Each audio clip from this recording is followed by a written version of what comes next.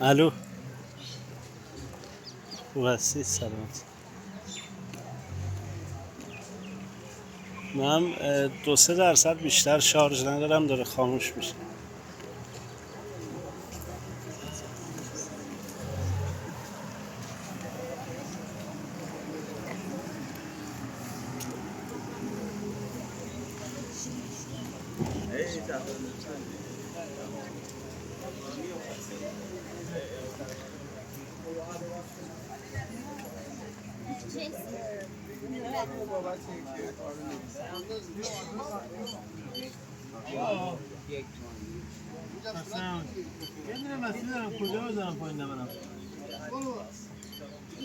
اوکی یعنی اینا برن تاجیکا من کارت میکشم.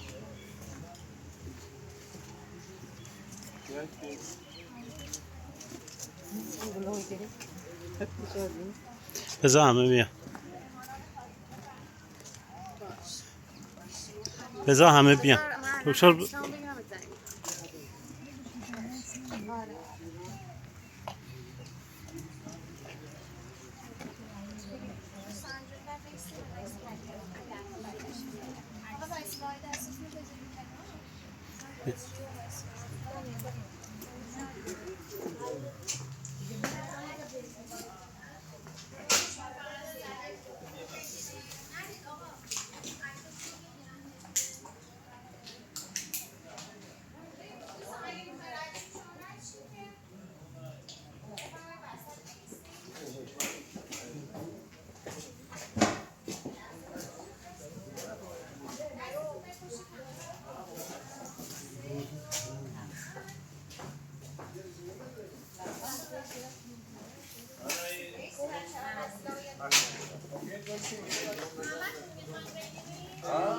لبخند بزن.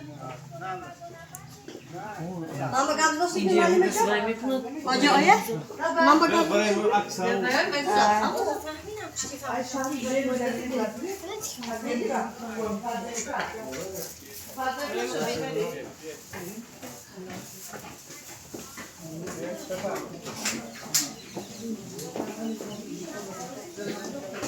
زیر زمینی. بله این قنات زیر زمینیه که اصلا این قنات ایران رو میشه به عنوان فناوری جدید دوباره معرفی کرد. تاریخ همین شهر کیش چند ساله؟ تاریخ اینه این کیش جشنیه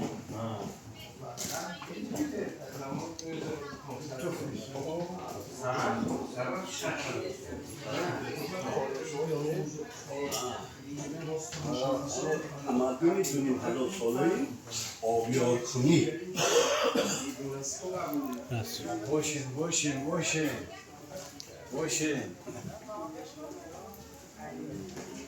کانالیزاسیون هایی که این روز در جهان اسلامی رو در این دنیا هزار سال پیش رو گذاشتن.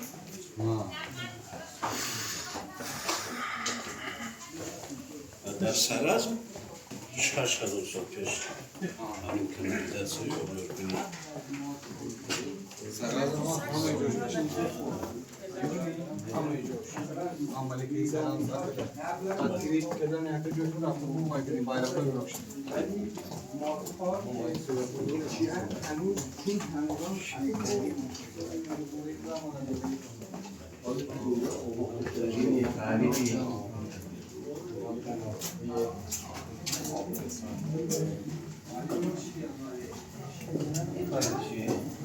اینا رو اون زده که ما ببینیم برای آب اینجا آب میرفته دیگه این شاخه ها آب جمع بشه بدن بره محله کانتر بستیم یولو اوزه میتونم بفهمم که اینجا چی هست شخصی معصوم هم به شهر میدم کانتر بستیم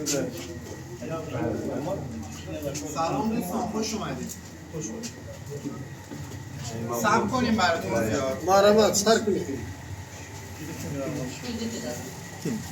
کاریز در کلمه به معنی بناته بنات هایی که در ایران هستن قدمتشون به 5000 سال میرسه بناتی که ما اینجا داریم 2000 ساله است 15 کیلومتر طولشه و تا 14 متر هم عمیق میشه که شما الان در اون به 9 متر میمونه. آب بارون اینجا جمع آوری و ذخیره می شده، هم برای شرب اهالی جزیره، هم برای آبیاری باغ‌های کیش و هم برای تجارت با کشورهای خلیج از این آب استفاده می‌کردن. بالا سرتون رو اگر نگاه بکنید فسیل‌هایی رو می‌بینید.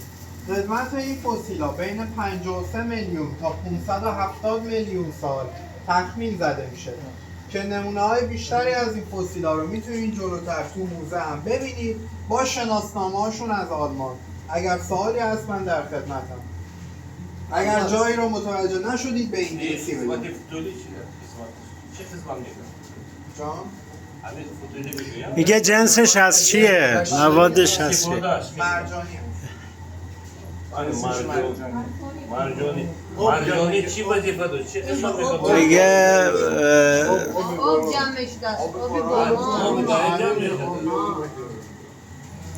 ببخشید آقا، یعنی اینجا کلش آب بوده؟ نه، این مسیری که توش هستن الان برای عبور و مرور زیکشی قنات جلوتر.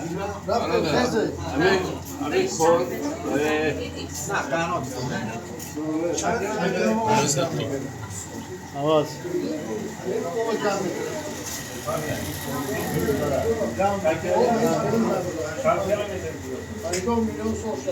من بگیم چند کیلومتر زمین رو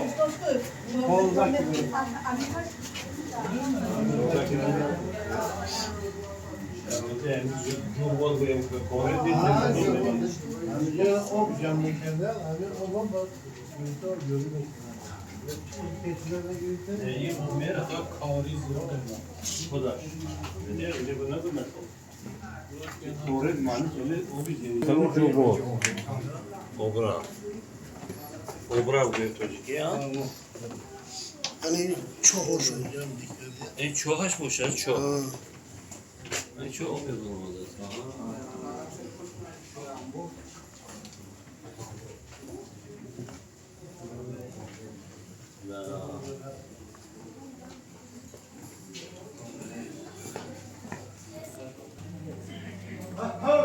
های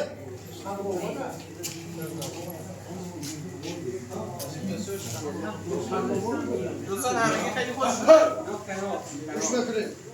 دوستان سه رشته کاری از دو سمت جزیره یعنی صفحه و باغو به این سمت چشمه پیدا می‌کرده و در این محل تبدیل به یک رشته می‌شده و به سمت شهر تاریخی حریره مسیر پیدا می‌کرده.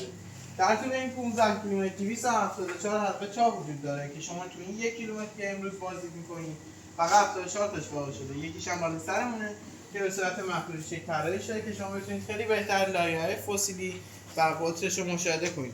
و سال 78 توسط جناب آقای مهندس حاجی حسینی پس از 32 سال دوری از وطن که اصالتاً تهرانی بودن ولی مقیم آلمان اینجا رو با هزینه شخصی خودشون ساختن و انگیزه داشتن برای این کار.